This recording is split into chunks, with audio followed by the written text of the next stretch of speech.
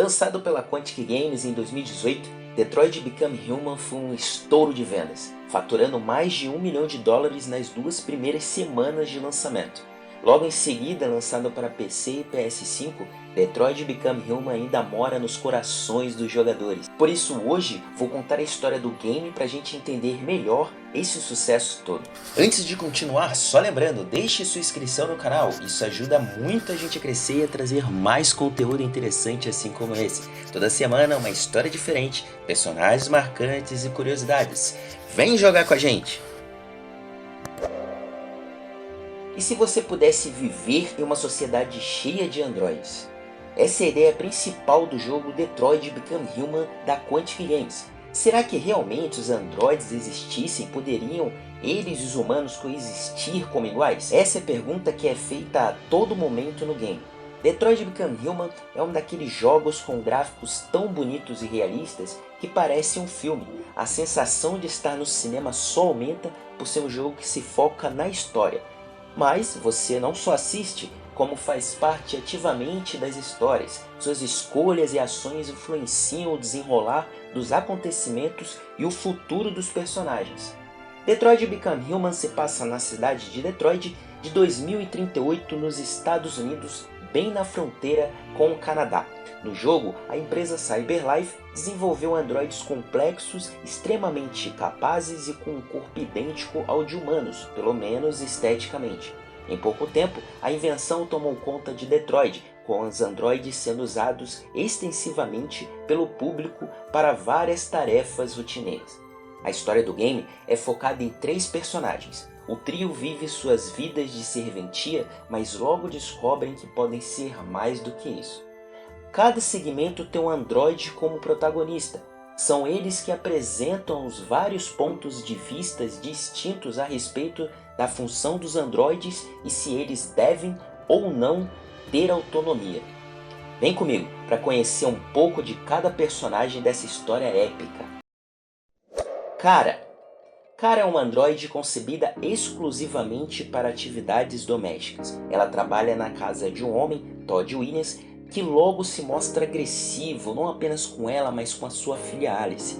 As agressões de Todd e a vontade de proteger Alice a fazem adquirir consciência e começar a lutar contra as suas origens. Marcos é um androide concebido para cuidar de um renomado pintor confinado a uma cadeira de rodas. Com o passar do tempo, o pintor acaba por estabelecer uma ligação com Marcos de pai e filho que seu filho biológico claramente desaprova. Após um conflito, Marcos acaba em um ferro velho de androides de onde renascerá determinado a conduzir um grupo rebelde a lutar pela liberdade dos androides. Connor é um modelo de androide mais recente, o androide detetive. No entanto, com a proliferação dos divergentes, a CyberLife oferece o seu protótipo à polícia de Detroit e Connor torna-se parceiro do tenente Hank Anderson. Sua função é investigar e prender androides rebeldes, que não obedecem ordens, em alguns casos até partem para a violência contra seus antigos donos. A obrigação de ir contra seus iguais é um dos principais dilemas ao jogar como Connor. As realidades dos 3 se entrelaçam no cenário de disputa política e social entre humanos que querem manter os androides sob controle e os androides que querem o direito de viver como indivíduos. Em determinados momentos, os protagonistas podem se encontrar e até se enfrentar. Um acontecimento em uma rota pode até afetar o destino de outro. Por isso, não são 3 histórias diferentes, mas 3 partes de uma única história maior.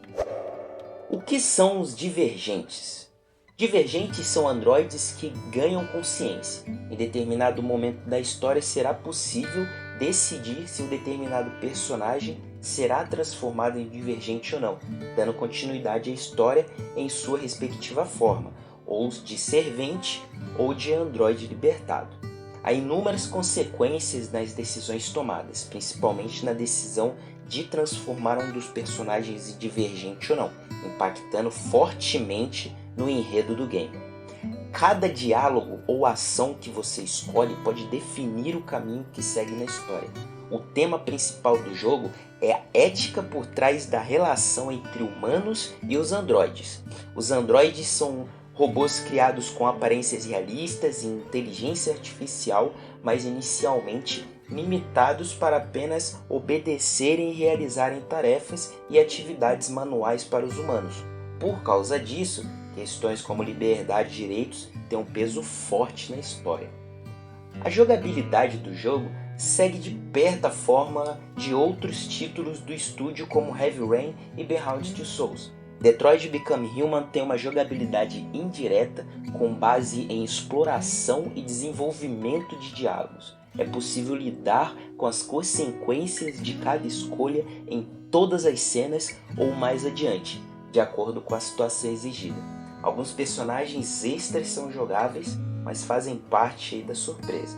O game expressa suas necessidades por meio de pequenos pontos de interesse e cabe ao jogador atender aos chamados ou não e ser cobrado sobre isso, seja de uma forma positiva ou de uma forma negativa no futuro.